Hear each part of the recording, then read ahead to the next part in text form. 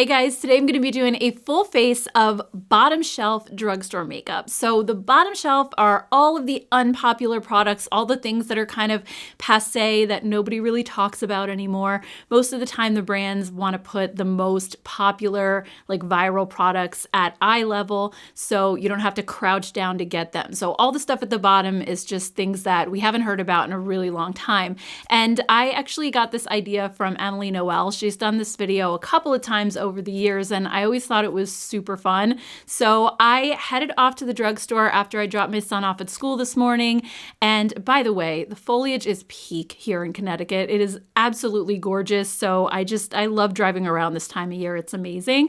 But I headed over to CVS, and when I first walked in, I think my first priority was to find eyeshadow, because if I know what eye look I'm doing, then I can kind of build the rest of my look around that. But super fast before we get into eyeshadow, I just want to set my brows, because I usually set them first, wait a while till they dry, and then go back and fill them in. And I have to just find the brow gel that I picked out. I have my CVS bag right here. So I found this one from Revlon. This was like the only brow gel in the whole store that was on the bottom shelf. And this is called the Color Stay Brow Fiber Filler. And it did come in colors, but I ended up getting the clear one. I just felt like it's easier to do clear than to try to figure out if the color is going to match me or not. And on the packaging here, it says that this has fibers in it. It's a waterproof, smudge-proof, buildable formula up to 2-day wear. You're supposed to get fuller looking brows in an instant. And these volumizing fibers and dual-sided applicator can enhance your natural brows. So it sounds good, but it was on the bottom shelf. To be honest, I've never even heard of this product before. I don't know when it came out, but the package here says it's new. Like, it has the little new sticker on it. And that worries me a little, because how long has this been sitting there? For 10 years? I don't know. My hope is that if it was never opened before, it should stay okay. I hope. Does it smell funny? No, it doesn't really have a smell. Okay, so this applicator, yeah, it's actually really small. I'm just gonna start with one brow and we'll see how it goes. I usually just like to brush my brows upward because my brow hairs grow kind of like sideways and down, and I like them to stick up a little bit. So let's see if this really has the crazy hold that they're saying that it does. So I just applied it with the spoolie, and then there's sort of like this comb beneath the spoolie right here, and I'm gonna use that to kind of just comb my brows into place. I don't feel like it's necessarily making my brows look fuller, but I think, you know, with the fibers, the tinted formulas are probably gonna show up more. I mean, this clear one, I don't even know what the fibers are doing because you're not even gonna see them anyway. But I feel like it has pretty decent hold. Maybe not as much as some of the other brow gels that I've tried recently, like the new Maybelline Brow Wax is really great, and L'Oreal has a new one too. This one, I mean, it seems to be doing an okay job, but I don't feel like my brows are sticking up quite as much as they normally do. It could be expired too, so there's that. All right, let's move on to eyeshadow. So the only eyeshadows that I was able to find on the bottom shelf were these quads from Maybelline. So these I haven't tried in probably 10 years, maybe longer. I mean, it's been forever. I don't really remember them being the best quality, but who knows? Also, I found these L'Oreal singles on the bottom shelf, and I do remember loving these, the infallible singles, and also they have their mono shadows.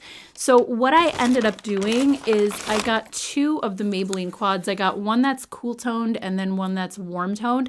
I wasn't sure what kind of look that I was gonna go for today, so I just ended up getting both. And I did the same thing with the singles. I got the infallible single in Amber Rush. They only had a couple of colors, and I remember really loving this one. So I got this to go with the warm tone palette, and then I got this single that's like a beautiful gray. This is the Color Shadow, and it's in number 207. So I got this one to go with the cool tone palette. So I think because of what I chose to wear today, I'm gonna use the cool tone shades, but I do wanna just show you swatches of both so that you can see.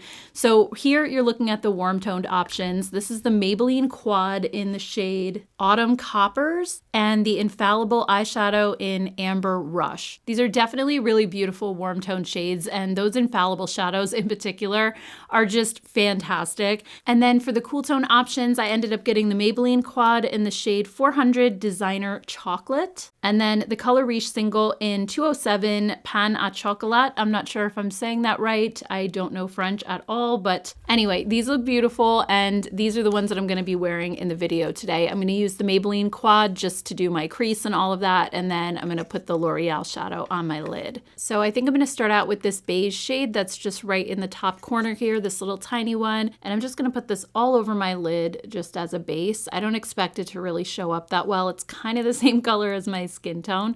And for this, I'm using the BK Beauty A503 brush, one of my absolute favorites. By the way, I just wanted to mention quickly that BK Beauty gave me a code for the holidays. It's Jen Phelps 30, and it'll save 30% on BK Beauty. My normal code is 10%, so it's a really, really amazing deal. If you've been wanting to try BK Beauty, I'll have everything linked like in the little corner of the screen there, everything that I'm using today. I just love their brushes, especially the Angie ones. If you have hooded eyes, these are amazing because they're just a little bit smaller than like a regular brush.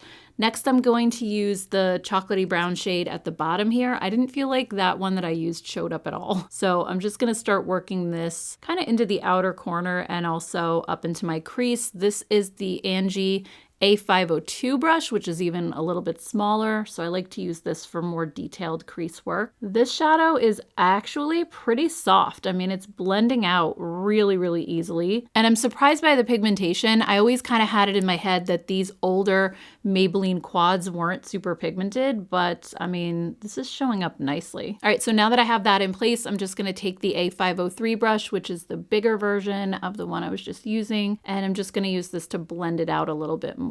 I think this is a really pretty kind of cool to neutral brown. It's not overly warm, and I think it would make a gorgeous smoky eye. So I think my biggest issue with this palette is just that this is too light for a transition color. You already have this light kind of white shade over here. I would have liked to see them put more of a mid-tone crease color in this spot because this brown is really dark. This is the type of shade I would usually just put in my outer corner, but I ended up having to use it in my crease because the other crease color didn't show up. But still, I do feel like these Maybelline shadows are really soft and blendable, so you can sheer it out quite a bit just depending on what brush you use. So I like to use the bigger, fluffier brush to sheer out the crease, and then you can always use a smaller brush and just pack more on the outer corner and just deepen things up. All right, so let's just go ahead and do the same thing to the other eye. I am really, really impressed with these. I wasn't expecting just the softness of the shadows and the ease of blending. It's just really easy to use, and it's also going on like so smoothly. It's not patchy or anything. And then normally for my lid, I would use this mauve pink shimmer, but I really, really want to try the single eyeshadow. So we're gonna do that instead. And this is a gorgeous taupey gray shade. It looks really beautiful. So let's just pop some of this on my lid. It feels so soft and silky when you pick it up. And it has a nice sheen to it. It's not glittery, so it's just one of those good old classic metallic shades. It just gives your eyes that little bit of sheen without too much sparkle. And there's no fallout either. I feel like it's just applying really smoothly. I really love this shade of gray too. It's not overly silver. It almost seems like it has a little bit of purple behind it or taupe. It's not like a super silvery, like metallic shade. It's softer than that, which I really like. All right, then going back into the Maybelline Quad again, I think I just want to pick up a little bit of this shimmery white shade and just pop this in my inner corner. It looks really beautiful, and I'm gonna use the little sponge tip applicator that they gave us in the compact and just kind of pat this right in the inner corner. Ooh, that's way more pigmented than I was expecting. I'm gonna have to blend that a little. Oh my gosh. Yeah, I was not expecting that at all. I don't know if you guys can see. I'm just gonna pick up that A502 brush, that little one, and just kind of tap this out a little bit. All right, let's move on to eyeliner. So the one that I ended up finding on the bottom shelf is the Epic Wear Waterproof Eyeliner from NYX. So I've never tried these before. They have a brush tip, which is usually the type that I really like. I ended up choosing the brown shade. I feel like black eyeliner these days is just kind of too harsh for my eyes and my coloring and all that. that. So I've really been using brown a lot lately. Now that I've done this cool tone look, I feel like I probably should have gotten maybe a gray instead. That might have gone a little bit better. But the brown one is all I have, so we're gonna have to make it work. This comes in kind of like that inkwell style design, so it's not all together in one pen. And the brush looks really tiny, so hopefully I can get a very sharp line with this. So I'm just gonna start kind of patting this right along my lash line. And I usually like to just fan liner out a little bit at the outer corner of my eye and kind of just wing things out. So far, this does seem pretty easy to use. I think the one downside is that this runs out of ink pretty quickly and you have to keep dipping it back in. Whereas if you have a pen with the ink in it already, you can just kind of shake it and then keep going. But I was able to get quite a bit of color just on one dip of this, which was nice. All right, yeah, so while I didn't love the packaging of this, I'm hoping that it's as long lasting as they say on the package. Eyeliner, for whatever reason, always tends to fade on me, especially the wings and the part that goes outside of my eye. So I'm curious to see how this lasts. I will definitely let you guys know in a pinned comment down below. Next up for mascara, I could not choose one, and I know that Maybelline mascaras are super popular, so I kind of headed over to that section. And on the bottom row, I saw two that I remember really, really loving, Lash Stiletto and Illegal Lengths. And I really couldn't decide between the two, so I ended up getting both of them. I figured we could use one on one eye, one on the other. We can compare them. I really don't remember which one I liked better because it's been so many years since I've tried either one. So Illegal Lengths claims to give instant lash extensions with no flakes, up to 4mm fiber extensions. So it's like a really lengthening formula. And then Lash Stiletto says 70% longer lashes in one step with a shiny patent leather finish, and that it's supposed to give a dramatic and wide-eyed look. So let's see how these are. I have no idea how long these have been sitting on the shelf, but at least I can take comfort in the fact that they don't say new on the package. So hopefully they're relatively new. I'm gonna start with the Illegal Lengths first. Just wanna see if it like has a weird smell. It just smells like mascara, I guess. All right, so the brush on this is kind of like a skinnier wand. I really don't remember much about this formula other than I used to use it all the time and I remember really loving it. So I'm just so curious to see how it compares to like the more modern formulas that I've been using and if there's any kind of difference. Like right away, I am noticing some clumping going on. It's a little bit goopy. It's kind of a wetter texture. I'm having some issues with the lashes in my inner corner. They're like all clumping together. You know when that happens? It's so annoying. And then I try to like get rid of the clumps with the brush and it just makes it worse. So yeah, as I'm building this, I'm actually getting quite a bit of length out of this side. So I don't know what you guys think, but I think it looks pretty good. It's a little bit clumpy, but not too bad. Let's see how the Lash Stiletto performs. I seem to remember this one giving maybe slightly more length, and I also love the brush on this too. It's really skinny, and I like that it has kind of the more tapered tip. This one actually smells kind of perfumey. Oh my gosh, this is taking me back. I so remember the smell of this formula. That's something that you don't see in mascaras these days. Like a lot of them don't have a perfumey kind of scent to them, but this one totally does. And to be honest, I'm not sure that that's a great idea, getting perfume that close to your eyes. But compared to Illegal Lengths, this one feels a little bit drier. It's not quite as clumpy, and I feel like I'm probably gonna have to build this one up a little bit more. So yeah, this one, I think I'm getting bigger lashes out of this formula. I just think this eye looks a little bit like more open, and it did actually say that in the packaging, that this gives more of that like wide-eyed look. So I definitely think that that's the case here. Just looking at my eyes side by side, my lashes are much more lifted on this side than over here. It's not really, there's not a huge difference, I think, in length. It's just more of like the lift, like they're curling up a little bit more on this side, and over here, they curl up a little bit, just not as dramatically. So I think of the two formulas, I definitely prefer the way that the Lash Stiletto makes my lashes look. It's just, you know, it's a perfumed formula, so I kind of have to take points off for that. That's a little bit weird. Hopefully it doesn't start to bother my eyes throughout the day. So, all right, next up for primer, I also went to Maybelline because I saw this one primer on the bottom shelf, and it's their Baby Skin Instant Pore Eraser. It actually said on the display it's their #1 primer, yet they have it on the bottom shelf. So let's try to find the logic in that. But anyway, I haven't tried this in, I don't know, probably a decade. When did this even come out? It might be even before that. So according to the packaging, it says it instantly blurs the look of pores without clogging them. It's a transparent gel formula, smooths and refines your skin's appearance. It's non-comedogenic and fragrance-free. I remember when this first came out and everybody was comparing it to the Smashbox one. And I do actually think it's kind of a dupe for that one, if I remember correctly. So I'm really curious to see how much I like this now, so many years later. I'm just gonna put it on one side of my face real quick and then I'll zoom in. But okay. I just put this on and it's like smoothing out my pores instantly. It really is doing a nice job. I can visibly see the difference in my skin in the mirror. And it has a nice, really thin, silky texture. It's not a super thick type of formula. Another thing I think it's doing is just mattifying my skin ever so slightly, not in a dry way, but it just seems to be taking down the shine a little bit, which I think also adds to that kind of more airbrushed look. So let me just show you guys my skin really close up. So here we have the side with the primer and then without. I definitely see a lot more pores and texture over here than I do over here. So I think it actually did a really, really nice job. My skin looks super smooth on this side versus this side. All right, I'm just gonna put a little more on this side, but I'm actually really impressed with how this is going on. I had it in my head that it wasn't super pore blurring, but it actually is.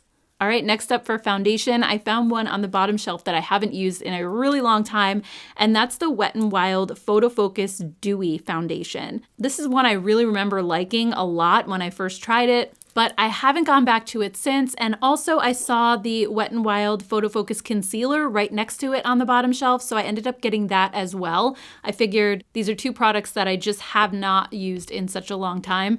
So for the foundation, I ended up getting the shade Shell Ivory, and it says that this hydrates and smooths complexion for a luminous finish. It has buildable coverage, and it's for normal to dry skin. And the one thing that I remember about the packaging of this, which I wasn't crazy about, is that it has this kind of paddle style applicator. It's a little weird. I'm not the biggest fan. I feel like it makes a big mess out of the packaging when you go to put it back in. I really wish they would go with a pump for this, but it is what it is. So as far as the Shell Ivory shade, I've always felt like this matched my skin tone pretty well. It's got a little bit more of that cooler pink undertone. So I think this is going to be a pretty good shade match.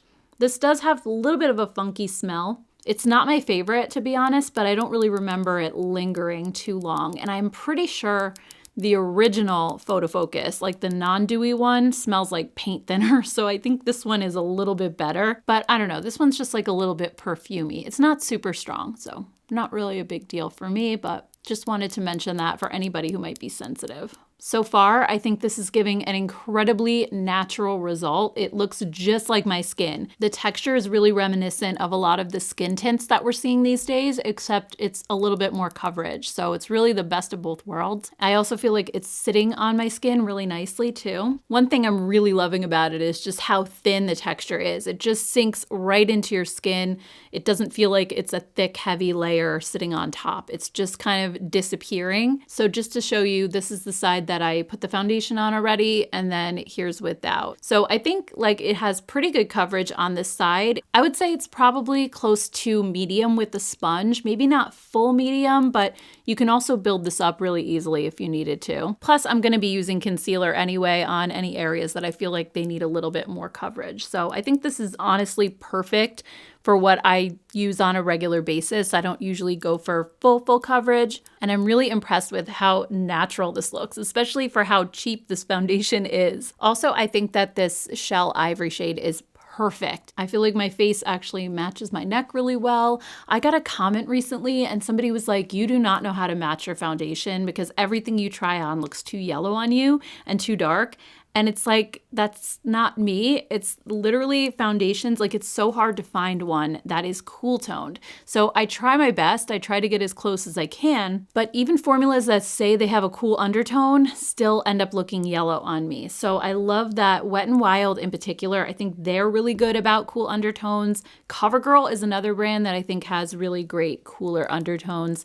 And number 7 at the drugstore is really good too. All right, next up we have the Photo Focus Concealer. So I ended up getting this one in the shade Light Ivory. I don't remember too much about this concealer. It's been years since I've tried it, but we'll see how this goes. I think I did get a shade that was slightly too dark for me. Again, I feel like the lighting makes it so hard in stores sometimes to really see what you're getting. Plus this was like shrink wrapped in plastic. It was just hard to see the color through the tube in general, but I don't think it's too bad. And actually I've been moving away from like really light, bright concealers under my eyes. And I've been trying to choose colors that are close to my actual skin color. But I just have to say, I'm really impressed with this concealer. I didn't even show you the first side that I did, but this looks so natural. It doesn't look cakey or dry at all. I think it has a really nice, again, very skin-like finish, but it hid the darkness under my eyes beautifully, and it's just blending out with no effort. Let me just show you guys close up. You can see what it looks like, and I think it really looks very natural. There's no dryness. I don't feel like it's sinking into the fine lines under my eyes. It looks really nice. Okay, let's move on to blush. And I did see on the bottom shelf, the CoverGirl Cheekers. This is a classic blush formula. I've had one shade for the longest time, and it's like the bright pink one that everybody was comparing to the Dior Rosy Glow blush. I've had that shade for quite a while now, but I wanted to try some other colors. So I ended up getting True Plum, which I think is the one I'm gonna use today because it's very cool toned. And then I also got 2 warmer shades. I got Brick Rose and Soft Sable. So I'll just show you swatches of those. I got those 2 just in case I did something a little bit warmer toned or neutral. But this formula, I want to say it's been around since at least like the late 80s, early 90s. It's been out there a long time, maybe even before that, because I remember being a kid and seeing my mom with CoverGirl blush. Obviously the packaging has changed over the years, but it's such a classic, and it's stuck around all this time for good reason, because it's actually a really nice formula. So I just had to go grab the one that I have quickly to let you know it's the shade Pink Candy. So this is like a really, really cool toned light pink. It's really pretty, but I definitely want to try the plum one today. So I'm going to be using the BK Beauty 107 brush. This has been my favorite blush and bronzer brush for a while now. I love that it's not a round shape. It's a little bit more flat. So it just makes it really easy to apply blush. I'm just gonna start blending this out. Ooh, this has a nice purple undertone, so it's gonna look really cool toned on me. Whenever I do cool tone looks now, I always reach for purple, because even shades like this that look cool in the pan end up looking peachy against my skin tone. But purple will just give you that beautiful, cool pink look that you're going for. It doesn't even really look purple. So this plum shade is everything. Like, look at how gorgeous this color is. This is beautiful. Why did I never try this color before?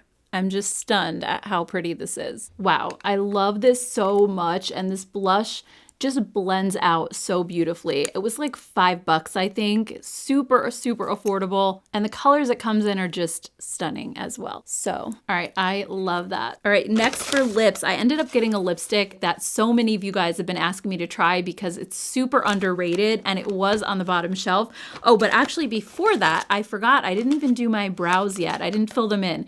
So as far as like brow pencils and pens, there wasn't a lot on the bottom, but I did spot this one from Milani. So this is the Stay Put Brow Color. This is another product I have never tried before in my life, so I have no idea what to expect. But this is basically like a brow pomade in a pot, and then it comes with a little brush that has a spoolie on one side and an angled brush on the other. And this says that it defines, fills, and sculpts your brows. It's long wearing and waterproof, and I got it in the shade Soft Brown. It's also supposed to have 12-hour wear.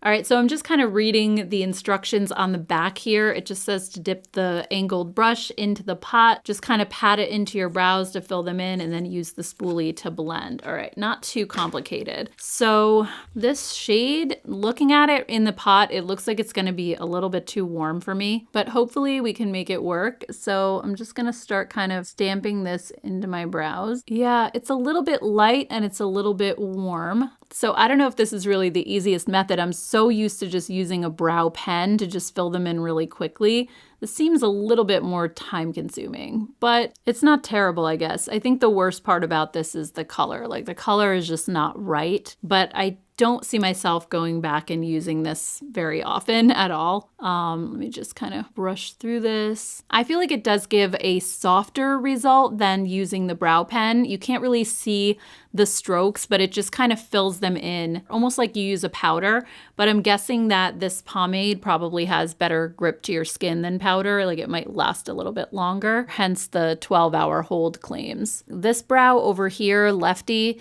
is the most problematic of my brows. This is the one that I feel like I can never get it to look right ever. This whole process of using this was just not my favorite, so I don't see myself reaching for this probably in the future.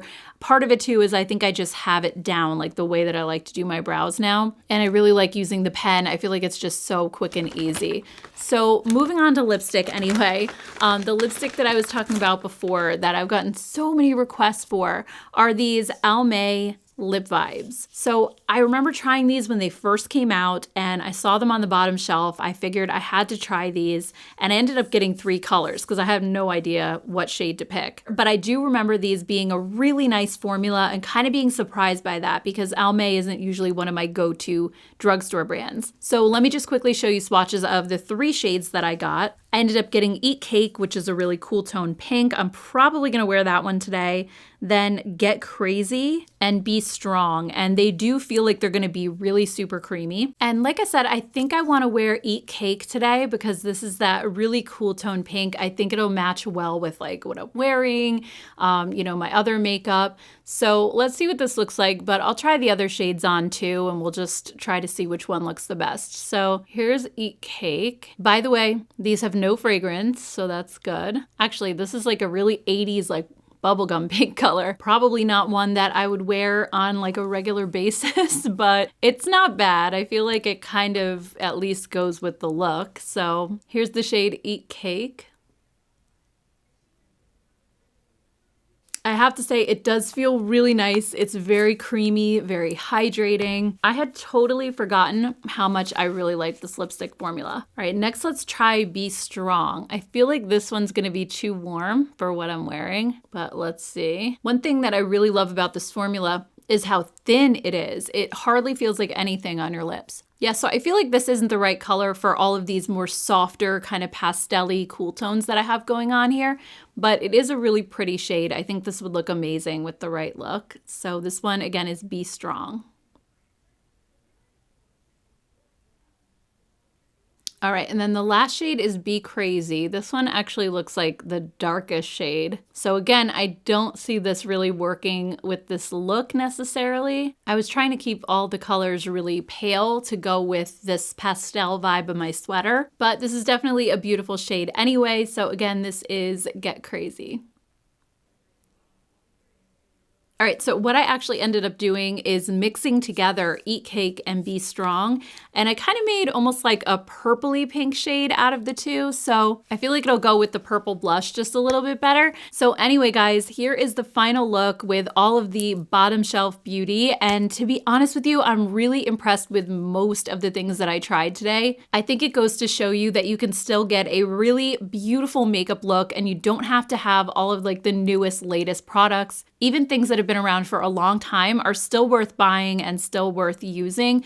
Not to mention, I think older products are much less expensive than the newer ones because they really haven't raised the prices on the older stuff, but anything new that comes out is always at a higher price point. So a lot of this is super affordable as well. I think I'm most impressed with the complexion products today. The Baby Skin Primer, not expecting this to be nearly as blurring as it was. Also, the Wet n Wild foundation and concealer look so natural. Like my skin looks so good today. I wasn't expecting that at all. Also, the True Plum blush from CoverGirl, I can see me using this on a regular basis. Like this is one that I know I'm gonna keep reaching for because it's the perfect cool tone pink for me. And I was also pleasantly surprised by the eyeshadows. I felt like these Maybelline ones blended so nicely and they were more pigmented than I remember them being. And also this L'Oreal single just gave my eyes the perfect subtle sheen without being like too sparkly. So I really love these as well.